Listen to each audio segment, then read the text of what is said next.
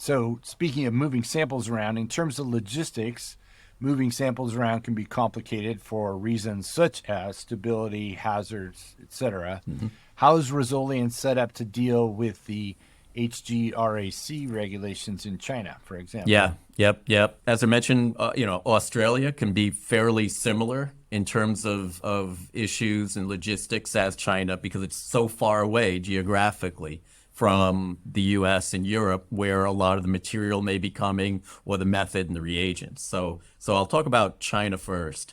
There, as you mentioned, there's the HGRAC, which can restrict or will restrict the movement of human-based samples from mainland China outside, whether it's to Australia, to the US or Europe.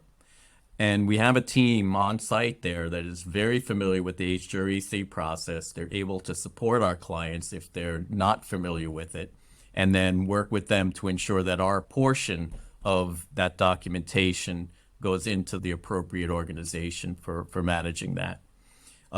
So very comfortable with that. In terms of shipping samples out, if they're preclinical or reference material, critical reagents, as well as the same, certain materials coming into China so that we're able to utilize the same methodology.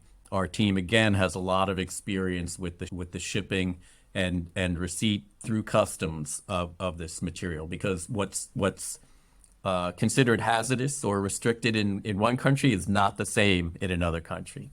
And similarly, in Australia, things can take a lot of time to get from one country all the way down into Australia. So you have to plan in advance. There's a lot of thought that has to go into what are you shipping down into Australia? Is it considered hazardous? What are the volumes and how long does it take to get into Australia? So there's a lot of logistic issues and opportunities by having laboratories in both China and Australia.